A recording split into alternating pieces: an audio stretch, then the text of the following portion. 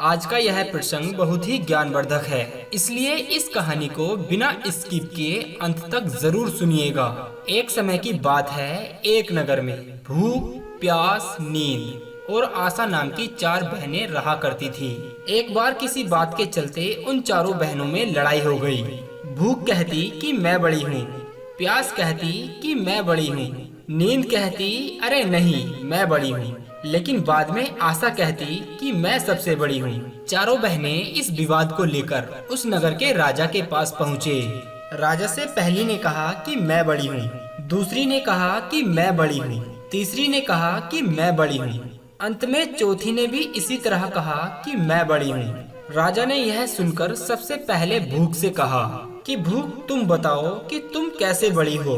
तो भूख ने कहा कि मैं इसलिए बड़ी हूँ क्योंकि मेरे ही कारण घरों में चूल्हे जलते हैं, अच्छे अच्छे पकवान बनाए जाते हैं और जब थाली सजाकर दी जाती है तब मैं वह भोजन खाती हूँ, इसलिए मैं सबसे बड़ी हूँ। यह सुनकर राजा ने अपने सैनिकों को आदेश दिया कि जाओ राज्य के कोने कोने में हर एक घर में ये सूचना पहुँचा दो कि आज से कोई भी अपने घर में चूल्हा नहीं जलाएगा और ना ही किसी के घर में भोजन बनेगा।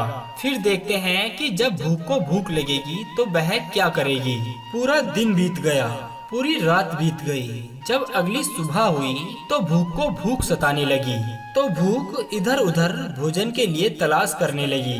जब उसे कुछ नहीं मिला तो वह भूख के कारण घर में पड़ी बासी रोटी खाने लगी। प्यास यह सब कुछ छुपकर देख रही थी। वह तुरंत राजा के पास गई और राजा से बोली कि हे राजन, भूख हार गई है, वो घर में पड़ी बासी रोटियों को खा रही है, इसलिए मैं सबसे बड़ी हूँ। राजा ने उससे भी कहा कि तुम भी बताओ कि तुम कैसे बड़ी हो। प्यास ने कहा कि मैं बड़ी हूँ क्योंकि मेरे ही कारण लोग कुएं खुदवाते हैं, बड़े बड़े तालाब बनवाते हैं एवं बर्तनों में भी पानी का संचय करते हैं, और जब किसी पात्र में भरकर पानी देते हैं तभी मैं पीती हूँ और इसलिए ही मैं सबसे बड़ी हूँ। यह सुनकर भी राजा ने अपने सैनिकों को आदेश दिया कि जाओ पूरे राज्य में यह घोषणा कर दो कि कोई भी आज से कुआं नहीं खुदवाएगा, कोई भी अपने बर्तनों में पानी ना भरे, सभी तालाबों और कुएं पर कड़ा पहरा लगा दो। देखते हैं जब प्यास को प्यास लगेगी तो वह कहाँ जाएगी। पूरा दिन बीत गया और एक रात भी बीत गई। अगले दिन जब प्यास को प्यास सताने लगी तब वह इधर उधर भटकने लगी और उसे कहीं भी पानी पीने को नहीं मिला, तो वह मजबूर होकर गड्ढे का गंदा पानी पीने लगी। नींद भी यह सब कुछ छुपकर देख रही थी। उसने तुरंत राजा के पास जाकर कहा कि हे राजन, प्यास हार गई है, वो तो गड्ढे का गंदा पानी पी रही है और इसीलिए मैं सबसे बड़ी हूँ। राजा ने नींद से कहा कि तुम कैसे बड़ी हो। तो नींद ने कहा कि मैं इसलिए बड़ी हूँ क्योंकि लोग मेरे ही कारण पलंग बनवाते हैं और उस पर अच्छे अच्छे बिस्तर लगाते हैं, और जब मुझे बिस्तर लगाकर दिया जाता है तब मैं उस पर सोती हूँ, नहीं तो मैं नहीं सोती हूँ। राजा ने यह सुनकर भी अपने सैनिकों को आदेश दिया कि जाओ पूरे राज्य को सूचित कर दो कि कोई भी पलंग ना बिछाए और ना ही उस पर कोई बिस्तर लगवाए। नींद को जब नींद आएगी तो देखते हैं वह क्या करेगी। पूरा दिन बीत गया। जब आधी रात बीती तो नींद को नींद सताने लगी, तो वह इधर उधर बिस्तर खोजने लगी। जब उसे कहीं पर भी बिस्तर नहीं मिला तो वह मजबूर होकर उबड़ खाबड़ जगह पर ही सो गई। आशा भी यह सब कुछ छुपकर देख रही थी।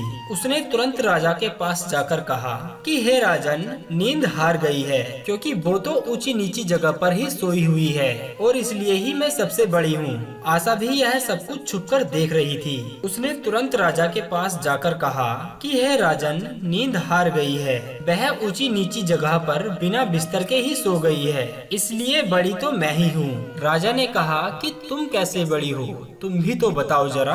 आशा ने कहा कि मैं इसलिए बड़ी हूँ क्योंकि लोग मेरे ही कारण काम करते हैं, नौकरी धंधा मजदूरी करते हैं, परेशानियाँ उठाते हैं, लेकिन आशा के दीप को बुझने नहीं देते हैं। राजा ने यह सुनकर भी अपने सैनिकों को आदेश दिया कि जाओ पूरे राज्य में यह सूचना फैला दो कि आज के बाद कोई भी मजदूरी नहीं करेगा, कोई भी कोई व्यापार नहीं करेगा और न ही कोई कामकाज करेगा। फिर देखते हैं आशा कहाँ जाती है, कहाँ अपना आशा का दीप जलाती है। कोई भी आशा के दीप को न जलाए, देखते हैं आशा को जब आस जगेगी तब वह कहाँ जाएगी और क्या करेगी। पूरा दिन बीत गया और आधी रात भी बीत गई। जब आशा को आस जगी तो वह भी इधर उधर भटकने लगी, लेकिन चारों ओर सन्नाटा था। सिर्फ एक कुम्हार टिमटिमाते दीपक के प्रकाश में अपना काम कर रहा था। तो आशा वहां जाकर टिक गई।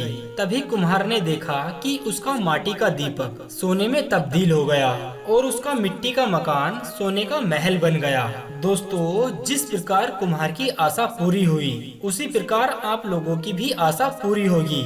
आप लोग भी आशा का दीपक जलाकर अपने कर्म को करते रहिए। आशा करते हैं यह कहानी आपको काफी पसंद आई होगी। अगर ऐसा है तो आप वीडियो को लाइक कर दें और चैनल को सब्सक्राइब करके अपना प्यार हमें जरूर दें।